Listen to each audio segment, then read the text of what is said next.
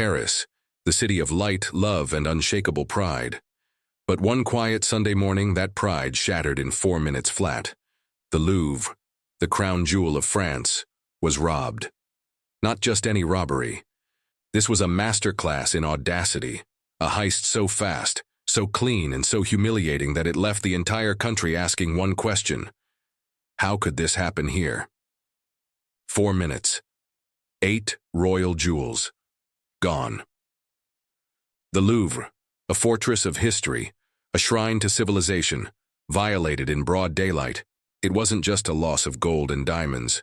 It was a wound to the French soul, the kind that no insurance claim could ever repair.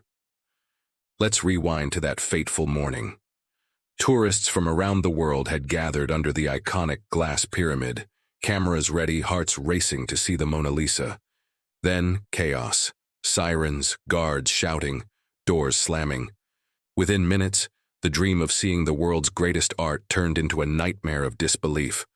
Witnesses remember the sound, glass shattering, alarms piercing through the air. A group of thieves had climbed the side of the Louvre using a furniture hoist-style truck, broke through a third-floor window near the Seine, smashed open the display cases in the Apollon Gallery, and escaped on motorbikes waiting just outside. 4 minutes, start to finish. No shots fired, no one caught, just silence, broken hearts, and missing history. The thieves didn't take random treasures. They went for the crown jewels, the very symbols of France's empire. Among them, the emerald and diamond crown of Empress Eugénie, Napoleon III's wife, set with over 1,000 diamonds and 56 emeralds. Gone.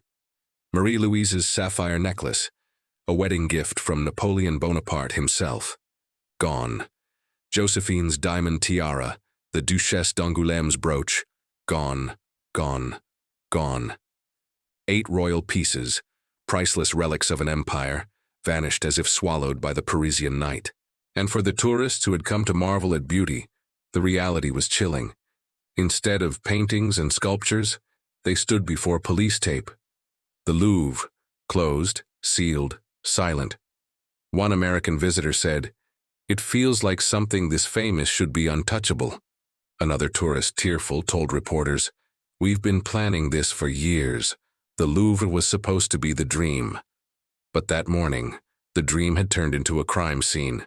The news spread like wildfire. "The Louvre robbed," blared every front page. Cafes buzzed with disbelief.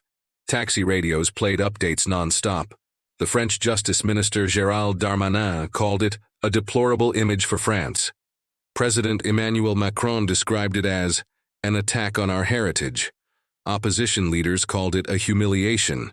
Because this wasn't just about jewels, this was about identity, about pride, about the feeling that if even the Louvre, the very heart of French culture, could be breached, then nothing was sacred anymore. But here's the twist, the deeper story no one wanted to admit. This heist wasn't just a stroke of luck. It was a symptom. Years of budget cuts, staff shortages, and neglected security systems had quietly turned the Louvre from fortress to target. A preliminary internal report later revealed that parts of the museum, including the Apollon Gallery, had no active CCTV coverage. Staff cuts had left key night shifts unmanned. Union representatives had been warning for years that the Louvre's security was running on fumes. And on that Sunday, those warnings became reality.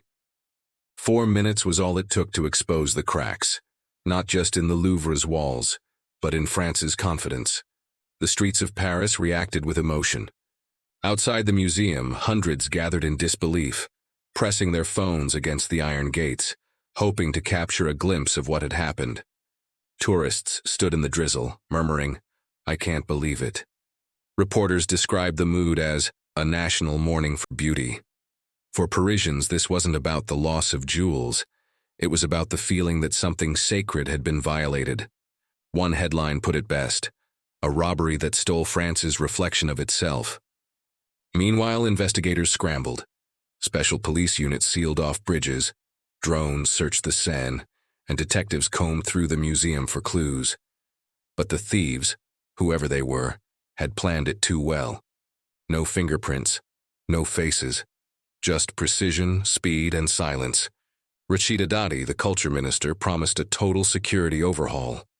Every museum in France was ordered to undergo a full security audit. The Louvre's insurance valued the stolen jewels at $88 million. But experts say the true loss was beyond price.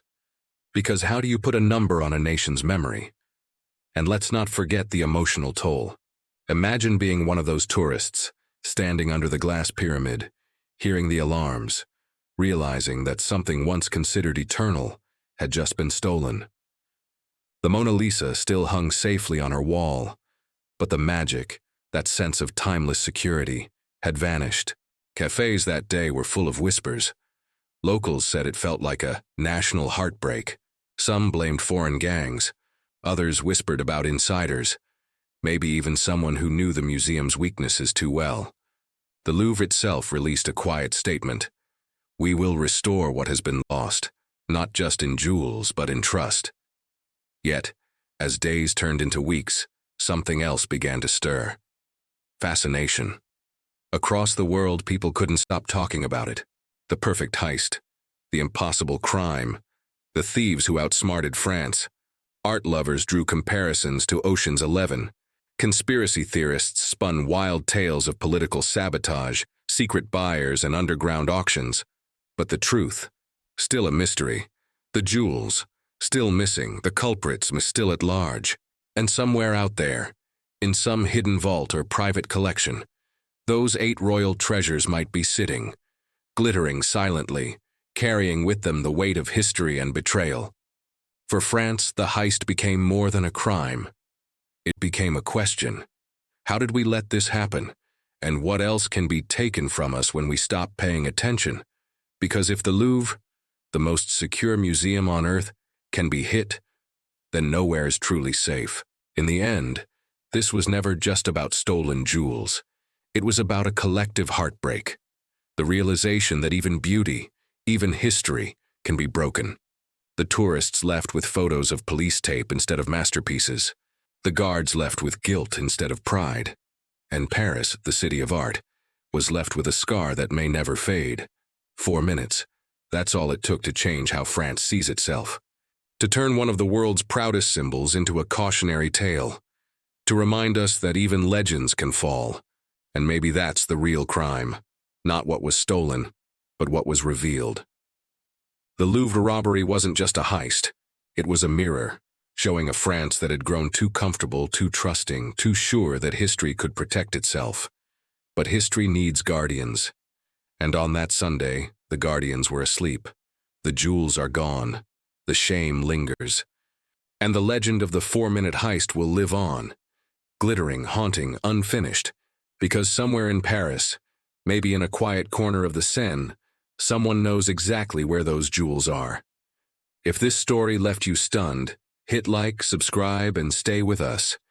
Because the next story we uncover might be even closer to home. Paris may be healing, but the mystery? That's just beginning.